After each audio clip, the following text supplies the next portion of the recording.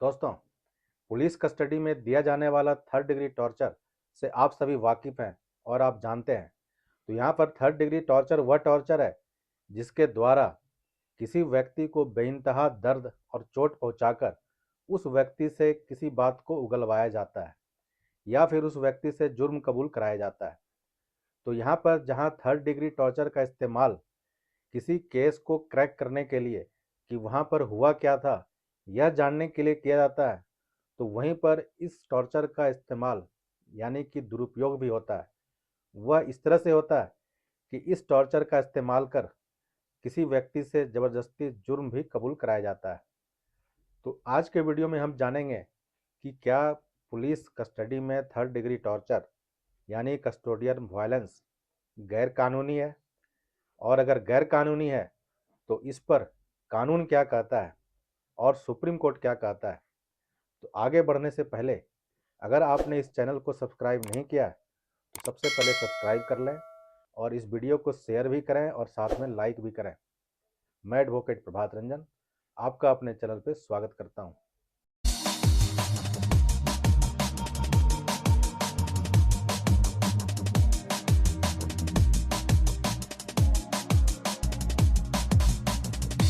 तो custodial violence पे जो सुप्रीम कोर्ट का बिल्कुल रिसेंट जजमेंट आया है, हम उस पर भी आज चर्चा करेंगे। लेकिन वहां तक जाने से पहले जो कस्टोडियल वायलेंस पे सुप्रीम कोर्ट का पहला निर्णय आया था, वह आया था DK Basu versus state of West Bengal, जिसे कि एक लैंडमार्क जजमेंट माना जाता है इस विषय पर। जहां पर सुप्रीम कोर्ट ने कहा था कि पुलिस कस्टडी में थर्ड डिग्री टॉर्चर, जिसे कि कस्टोडियल वायलेंस भी कहा जाता है, यह प्रत्यक्ष रूप से ह्यूमन राइट्स और ह्यूमन डिग्निटी का वायलेशन है, और इस तरह का टॉर्चर या वायलेंस ह्यूमन पर्सनालिटी को पूरी तरह नष्ट कर देता है। तो सुप्रीम कोर्ट ने कहा है कि पुलिस कस्टडी में किसी भी तरह का वायलेंस का इस्तेमाल पूरी तरह अवैध है, गैर कानूनी है और इसे परमिट नहीं किया जा सकता, पूरी तरह इम्परमिसिबल है। और सुप्रीम कोर्ट ने आगे कहा कि पुलिस कस्टडी में कस्टोडियल वायलेंस की जगह पुलिस पर्सनल को साइंटिफिक मेथड का इस्तेमाल करना चाहिए। जो साइंटिफिक प्रिंसिपल्स हैं उनको इस्तेमाल करे और उसको इस्तेमाल कर ही केस को सॉल्व करे और आगे इन्वेस्टिगेशन करे। तो इस केस में सुप्रीम कोर्ट ने साथ में पुलिस पर्सनल के लिए, वह पुलिस पर्सनल जो किसी व्यक्ति को अरेस्ट कर रहे हैं या डिटेन कर रहे हैं, उनके लिए कुछ गाइडलाइन जारी करी है। वह गाइडलाइन इस तरह से है। सबसे पहले सुप्रीम कोर्ट ने कहा है कि अरेस्ट करते समय वह पुलिस पर्सनल जो किसी व्यक्ति को अरेस्ट कर रहा है, उसका नेम प्लेट, नाम और डेजिग्नेशन उसके ड्रेस पे पूरी तरह डिस्प्ले होना चाहिए और वह अच्छी तरह से दिखना चाहिए। फिर सुप्रीम कोर्ट ने कहा है कि अरेस्ट करते समय ही अरेस्ट मेमो तैयार करना होगा, जिस पर कि उस अरेस्टी यानी जिसको अरेस्ट कर रहे हैं उसके किसी रिलेटिव या उसके नेक्स्ट फ्रेंड के भी सिग्नेचर होंगे एज ए विटनेस। फिर सुप्रीम कोर्ट ने आगे गाइडलाइन में कहा है कि अरेस्ट करते समय उसके किसी रिलेटिव या नेक्स्ट फ्रेंड को इन्फॉर्म करना भी जरूरी होगा कि उसे किस धारा में अरेस्ट किया जा रहा है और उसे कहाँ ले जाया जा रहा है। फिर सुप्रीम कोर्ट ने आगे कहा कि अरेस्टी यानी वह व्यक्ति जो अरेस्ट हुआ है, उसके नेक्स्ट फ्रेंड या रिलेटिव को इन्फॉर्म करना भी जरूरी होगा थ्रू आउट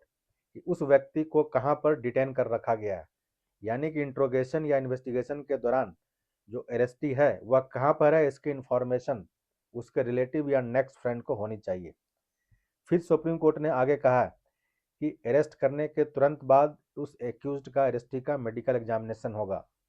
और अगर अरेस्टी रिक्वेस्ट करता है तो वहाँ पर उसका उस एक्यूज्ड के बॉडी का एग्जामिनेशन होगा। यह देखा जाएगा कि वहाँ पर इंजरी कौन सी पुरानी इंजरी है, माइनर या मेजर, सारी इंजरी को देखा जाएगा और उस इंजरी को देखने के बाद एक इंस्पेक्शन मेमो तैयार किया जाएगा। यानी कि अरेस्ट के समय उस व्यक्ति के इंजरी को भी देखा जाएगा ताकि अगर कस्टोडियल वायलेंस में था तो फर्दर कोई इंजरी सामने ना आने पाए। फिर इस गाइडलाइन में कहा गया है कि एक्यूज्ड को, अरेस्टी को यह राइट होगा कि इंट्रोगेशन के दौरान वह अपने लॉयर से मिल सके, लॉयर से बात कर सके। और साथ में सुप्रीम कोर्ट ने यह भी कहा कि हर हर डिस्ट्रिक्ट में एक कंट्रोल रूम बनाया जाएगा जहां पर उस डिस्ट्रिक्ट के सारे अरेस्टेड पर्सन के डिटेल रखे जाएंगे और डिस्प्ले किया जाएगा, जहां पर सारी जानकारी दी जाएगी उस अरेस्टेड व्यक्ति का और जिसने अरेस्ट किया है उस व्यक्ति का भी वहां पर उस पुलिस कंट्रोल रूम में डिस्प्ले किया जाएगा। अब कस्टोडियल वायलेंस पर ही जो नेक्स्ट निर्णय आया है सुप्रीम कोर्ट का, वह निर्णय आया है supreme court versus state of Haryana में, जिसमें सुप्रीम कोर्ट ने कहा है कि custodial torture and illegal detention, यानी कि every illegal detention irrespective of duration and every custodial violence irrespective of its degree or magnitude is outright condemnable and per se actionable. Every remedy for such violation is available in civil law as well criminal law. यानी कि इस तरह के सारे violation, यानी कि सारे illegal detention, चाहे वह डिटेंशन कितने ही समय का क्यों ना हो, और वह सारे कस्टोडियल वायलेंस चाहे उसका मैग्नीट्यूड या डिग्री किसी भी नेचर का क्यों ना हो, वह सारे कंडेमनेबल हैं और वो सारे एक्शनेबल हैं, जिसके लिए उस पुलिस पर्सनल के अगेंस्ट एक्शन लिया जा सकता है, उसके अगेंस्ट रिट फाइल किया जा सकता है, सिविल में भी और क्रिमिनल में भी, और उस पुलिस पर्सनल से हर्जाने के रूप में, कंपनसेशन के रूप में वह व्यक्ति वहां पर ले सकता है। अब जो कस्टोडियल वायलेंस पे बिल्कुल रिसेंट में जजमेंट आया है, वह जजमेंट है Somnath versus state of Maharashtra, और डेट ऑफ जजमेंट है 18/3/2024। इस जजमेंट का लिंक मैंने नीचे डिस्क्रिप्शन में दे दिया है, आप वहां जाकर पूरा जजमेंट पढ़ सकते हैं। तो इस केस में मामला ऐसा था कि एक व्यक्ति को 30,000 रुपये चोरी करने के जुर्म में गिरफ्तार किया जाता है। यहाँ पर कंप्लेंट यूं था कि एक व्यक्ति कंप्लेनेंट वह मंदिर की लाइन में खड़ा होता है, और उस मंदिर के लाइन में खड़ा होने के बाद जब वो वापस आता है तो देखता है कि उसके पॉकेट से 30,000 रुपये चोरी हो गए। फिर उस मंदिर के सीसीटीवी कैमरे के फुटेज के को देखने के बाद जो अपराधी है उसको अरेस्ट कर लिया जाता है और उसको मजिस्ट्रेट के सामने पेश किया जाता है। फिर मजिस्ट्रेट उस अपराधी की 3 दिन की पुलिस रिमांड दे देती है, और उस पुलिस रिमांड के दौरान उस अपराधी से 30,000 रुपये की रिकवरी हो जाती है।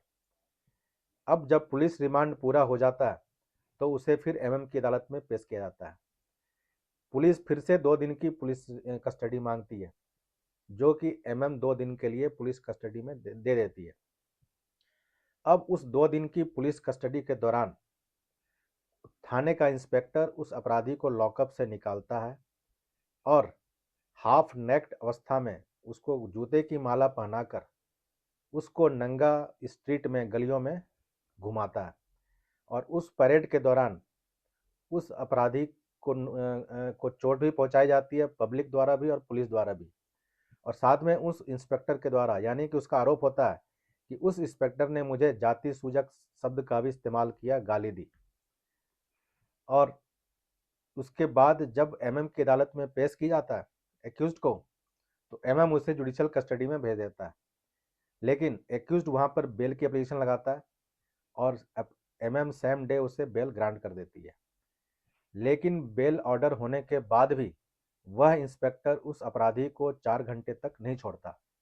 यानी कि उसे 4 घंटे तक कस्टडी में आगे भी रखता है, और फिर वह अपराधी एमएम की कोर्ट में कंप्लेंट लगाता है। तो यहाँ पर कंप्लेंट के बाद ही इंस्पेक्टर उस अपराधी को छोड़ता है। तो इस तरह से रिलीज होने के बाद वह व्यक्ति उस इंस्पेक्टर के खिलाफ थाने में, विजिलेंस में कंप्लेंट करता है, और कंप्लेंट में कहता है कि कस्टडी के दौरान मेरे अगेंस्ट एक्सेसिव फोर्स का यूज करा, मुझे जूते की माला पहनाकर परेड करवाया, और साथ में मुझे जाति सूचक गाली भी दी। यह सारे आरोप इंस्पेक्टर पे लगाता है। उस इंस्पेक्टर के अगेंस्ट इंक्वायरी बैठती है, और इंक्वायरी में भी यह सामने आ जाता है कि हाँ, इंस्पेक्टर ने उसके साथ ये सारे एक्ट करे जो कि परमिसिबल नहीं है। अब वह व्यक्ति हाई कोर्ट रिट में आ जाता है, और रिट में उस इंस्पेक्टर के खिलाफ कार्रवाई चाहता है, सिविल में भी और क्रिमिनल में भी, और हाई कोर्ट में कहता है कि उस इंस्पेक्टर के खिलाफ एफआईआर करा जाए SC/ST एक्ट में। अब हाई कोर्ट सुनने के बाद वहाँ पर फैसला देती है और कहती है कि उस इंस्पेक्टर ने अपने पावर का एक्सेसिव इस्तेमाल किया है, और इस तरह से वह इंस्पेक्टर इस अपने पॉकेट से कंपनसेशन के रूप में 75,000 उस व्यक्ति को, उस एक्यूज्ड को देगा। और लेकिन हाई कोर्ट उस इंस्पेक्टर के खिलाफ आपराधिक मामला चलाने से मना कर देती, यानी कि एफआईआर करने से मना कर देती। अब वह व्यक्ति जो है एग्रीव्ड व्यक्ति अब सुप्रीम कोर्ट आ जाता है और सुप्रीम कोर्ट में अपील फाइल करता है। अब सुप्रीम कोर्ट भी दोनों पार्टी को सुनने के बाद निर्णय देता है कि नीचे के इंक्वायरी ऑफिसर और हाई कोर्ट दोनों ने जो फाइंडिंग दी है, फैक्ट फाइंडिंग दी है, वह बिल्कुल सही है। यानी कि उससे क्लियर स्पष्ट है कि इंस्पेक्टर ने अपने पावर का एक्सेसिव इस्तेमाल किया है, यानी कि इंस्पेक्टर ने अपने पावर को एब्यूज़ किया है, अपने ऑफिशियल पोजीशन को एब्यूज़ करते हुए एक्सेसिव पावर का यूज किया है। लेकिन सुप्रीम कोर्ट ने कहा कि चूंकि अब वह इंस्पेक्टर रिटायर हो गया और उसने ऑलरेडी अपने पॉकेट से 75 पहले दिया और इस प्रोसीडिंग में भी 1 लाख रुपये वह दे चुका है इसको, जो कि एक्यूज ने एक्सेप्ट भी किया है, तो आगे अब उसके अगेंस्ट कार्रवाई बनती नहीं है। लेकिन सुप्रीम कोर्ट ने इसमें आगे बढ़ने से पहले जो है कि कुछ गाइडलाइन दोबारा से स्थापित कर दिए और सुप्रीम कोर्ट ने कहा कि इस तरह के मामले में, यानी कस्टोडियल टॉर्चर या कस्टोडियल वायलेंस के मामले में, सारी कोर्टों को जीरो टॉलरेंस नीति, यानी कि जीरो टॉलरेंस नीति अपनानी चाहिए। जो कि यानी कि कोर्टें, सारी कोर्टें जहां इस तरह के एक्ट सामने आते हैं वहां पर सारी कोर्टें स्ट्रिक्ट एक्शन ले और इस पर टॉलरेंस बिल्कुल ना हो, जीरो टॉलरेंस हो। इस तरह के डायरेक्शन या गाइडलाइन सुप्रीम कोर्ट ने इशू किए। और साथ में सुप्रीम कोर्ट ने यहाँ पर डीके बसु वाले जो डायरेक्शन थे, गाइडलाइन थे, उसको पुनः स्थापित किया और कहा कि वह गाइडलाइन फिर से फॉलो करने होंगे, सारे पुलिस ऑफिसर को फॉलो करने होंगे। तो इस तरह से रिसेंट जजमेंट के द्वारा सुप्रीम कोर्ट ने दोबारा से डीके बसु वाले केस को स्थापित किया है और दोबारा से निर्णय दिया है कि जो कस्टोडियल वायलेंस है, यानी पुलिस कस्टडी में जो थर्ड डिग्री का इस्तेमाल है,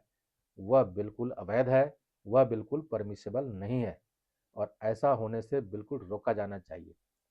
तो उम्मीद करता हूँ कि आज की वीडियो आपके लिए काफ़ी अच्छा रहा होगा, इन्फॉर्मेटिव रहा होगा। आज के लिए इतना ही। धन्यवाद।